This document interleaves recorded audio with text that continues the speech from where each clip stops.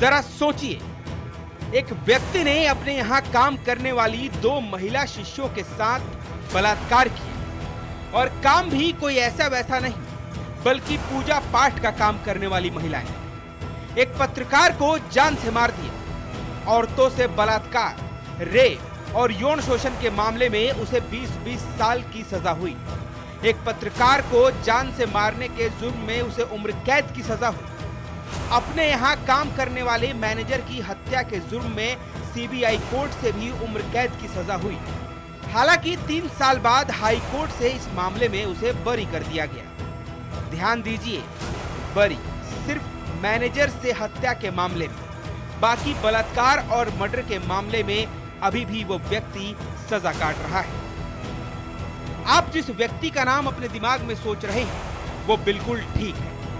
नमस्कार, आप ये खबर रिपब्लिक भारत के डिजिटल प्लेटफॉर्म पर देख रहे हैं और अब उस व्यक्ति के नाम पर हम मुहर लगा देते हैं जो आपके दिमाग में चल रहा है।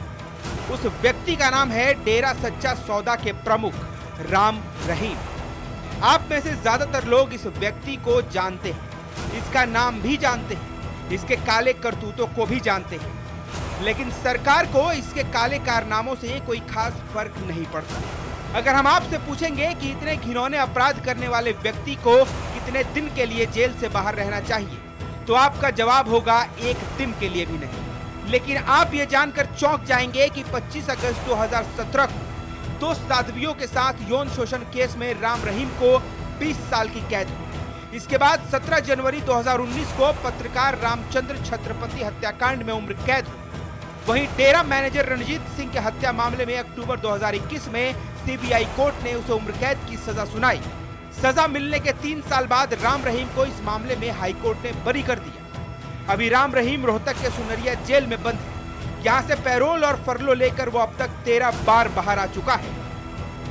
यह 14वां मौका है जब राम रहीम जेल से बाहर आया है। आप सोच रहे होंगे कि आखिर इस बाबा को इतनी राहत क्यों मिल रही है, बाबा क्यों बार बार बाहर आ जाता है और सरकार तमाशा देखती है। तो ये जान लीजिए कि बाबा इन सरकारों को अपनी जेब में रखने का दावा करता है। बाबा का हरियाणा के एक बड़े तबके पर अच्छा खासा प्रभाव है। बड़ी संख्या में लोग बाबा के समर्थक हैं। बाबा जहां कहते हैं लोगों का रुख उसी तरफ हो जाता है। चुनाव के मौसम में हवा किस तरफ बहेगी ये बाबा तय करते हैं और यही सबसे बड़ा कारण है कि बड़े बड़े नेता, मंत्री और सरकारें बाबा के आगे नतमस्तक हैं। हालांकि बाबा को मिल रहे बार बार पैरोल की वजह से आम लोगों में भयंकर गुस्सा है और आम लोग ये पूछ रहे हैं कि क्या ताकतवर, रसूख, पैसे वाले व्यक्ति के लिए कानून को ठेंगा दिखाना इतना आसान है? अगर बाबा बार बार जेल से बाहर आ सकता है तो ये नियम दूसरे कैदियों पर लागू क्यों नहीं होते?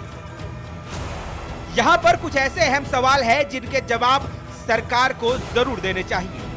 आखिर क्यों एक बलात्कारी बाबा को 2017 से अब तक 14 बार पैरोल मिल गई? एक रेपिस्ट को उसका जन्मदिन मनाने के लिए पैरोल कैसे मिल गई? क्या राम रहीम को बार बार छूट देना कानून और इंसाफ का तमाशा नहीं है? क्या नेता और कानून बाबा के चरणों में लौट रहे हैं, उनके आगे नतमस्तक हैं? सबसे अहम सवाल, जिन पीड़िताओं के साथ बलात्कारी राम रहीम ने गलत किया उनके बारे में कोई क्यों नहीं सोच रहा है? उनके ऊपर क्या बीत रही होगी जब बाबा बार बार बाहर आकर उन्हें मुंह चिढ़ाता है और कानून को अपने रसूख के दम पर रौंद डालता है? इस बार 40 दिन की पैरोल लेकर राम रहीम सुनरिया जेल से बाहर निकला है।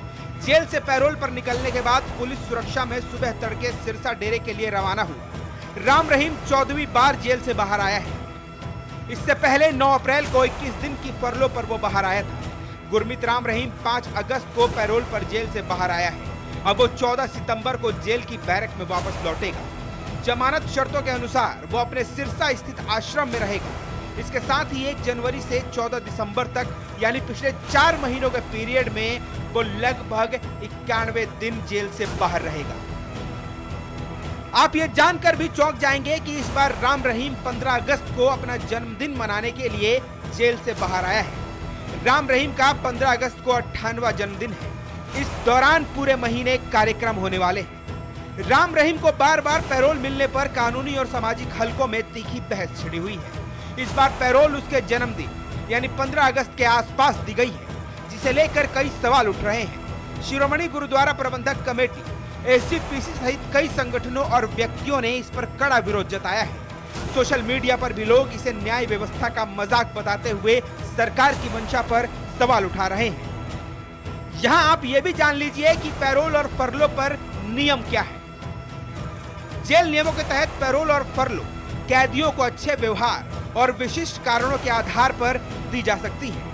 हालांकि राम रहीम को बार बार मिलने वाली राहत को लेकर ये सवाल उठ रहा है कि क्या यह नीति सभी कैदियों के लिए समान रूप से लागू होती है या सिर्फ राम रहीम जैसे प्रभावशाली व्यक्तियों के लिए विशेष छूट दी जा रही है।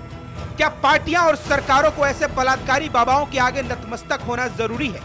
क्या हत्या और बलात्कारियों के प्रभाव के बिना चुनाव नहीं हो सकते?